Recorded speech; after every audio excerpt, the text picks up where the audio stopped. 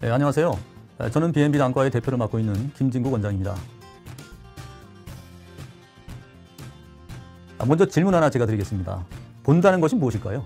네, 보통 시력을 얘기하죠. 1.0이다, 0.2다.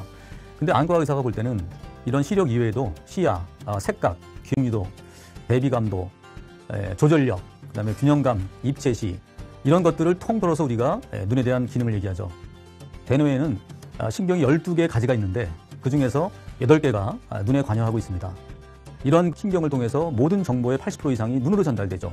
이런 정보 처리를 엄청 해야 되기 때문에 뇌보다 많은 산소량, 많은 에너지를 필요로 하죠. 자, 눈이 노화되면 어떤 게 오게 될까요? 우리나라는 당뇨병성 망막증이 실명 1등이고 녹내장이 2등입니다. 그러나 60세 이상에만 생각하면 황반변성이 실명원인 1입니다. 즉, 백내장, 녹내장, 황반변성 모두 심각한 시력저하를 가져오는 질환인 만큼 눈의 구조를 알아야겠죠. 눈은 사실은 카메라 똑같습니다. 카메라가 우리 눈을 따서 만든 거죠. 어떤 물체를 본다는 것은 물체에서 반사된 빛이 눈으로 들어와서 각막을 통과하고 동공을 통과하고 또 투명한 수정체를 지나서 눈 속에 있는 카메라의 필름과 똑같은 망막에 상이 맺게 돼서 보는 겁니다. 카메라는 전체 화면을 다 선명하게 찍습니다. 근데 우리 눈 속에 있는 망막은 사물의 초점이 중심부만 뚜렷하고 주변부는 굉장히 흐리게 됩니다. 즉, 망막의 중심부는 선명하지만 망막의 주변부는 대충 보고 있다는 거죠. 자, 우리 눈은 카메라와 달리 이 중심점을 우리가 뭐라고 하냐면 황반이라고 얘기합니다. 즉, 황반부만 선명하게 보이고 그 주변은 흐리게 보인다는 겁니다. 이런 가운데 중심 시력이 없어지게 되면 거의 시력을 소실한다는 얘기입니다. 자, 이런 망막의 중심부를 황반이라고 얘기하는데 이 황반의 뜻은 노랗다는 뜻입니다. 자, 노랗게 보이는 이유는 뭘까요? 황반에 노란색 색소가 많기 때문입니다. 우리가 알고 있는 루테인, 지아잔틴 같은 것들은 노란색 색소로 해서 눈에 많이 들어옵니다. 자, 황반의 크기가 얼마나 될까요? 즉히 놀랐습니다. 볼펜을 한번 딱 찍으면 그 볼펜 자국 정도 크기예요. 0.5mm 이하입니다. 자, 아래 사진은 망막 벽지의 단면을 보여주는 것인데요. 가운데 움푹 들어간 곳이 황반입니다. 그 황반 밑에는 검은 띠가 주변보다 약간 좀 두꺼운 층이 있는데요. 이것이 바로 시세포층입니다. 한눈의 망막에는 명암을 구분하는 막대 모양의 시세포가 7개가 퍼져 있습니다. 자, 빛이 눈 속으로 들어오게 되면 자, 카메라의 필름 망막의 가장 깊숙한 곳으로 빛이 들어가게 됩니다. 이때 시세포와 만난 빛은 전기적 신호로 바뀌고 이 전기적 신호가 뇌에 전달돼서 우리가 보는 것입니다.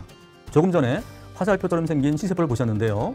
시세포의 끄트머리에 확대를 해보면 둥근 디스크처럼 보이는 단백질이 나란히 이렇게 꽂혀 있습니다.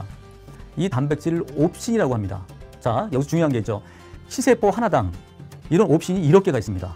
그러니까 우리 눈 속에는 이런 시세포가 7개가 있고 이런 각각의 시세포에 옵신의 단백질이 7개가 있습니다. 그러면 옵신이 몇 개일까요? 약 1경개가 있습니다. 어마어마한 숫자가 우리 눈을 빛이 들어오면 해석하는 전기적 신호로 바꿔주는 역할을 하고 있는 거죠. 자, 시세포의 전기 신호는 시신경을 통해서 뇌를 거쳐서 후두엽, 뇌의 뒤쪽에 있는 시각 중추로 전달됩니다. 시각 중추에 있는 전기 신호를 이미지로 바꾸는 깜짝할 순간 0.3초 안에 대뇌에 있는 47개 영역 중에서 32개 영역으로 쫙 전기 신호를 보냅니다. 그래서 감각과 운동을 조절합니다. 그러니까 본다는 것이 어마어마한 일을 하는 거죠. 몸 전체는 눈이 좌우한다고 해도 과언이 아닙니다. 본다는 것은 정말 경이로운 과정입니다. 그리고 건조증은 꼭 하나 상식으로 알고 가셔야 됩니다. 제가 가장 듣는 질문 중에 하나가 이거예요. 전 눈물이 많이 나는데 안과를 가면은 건조증이라고 얘기합니다. 자, 이게 무슨 얘기일까요?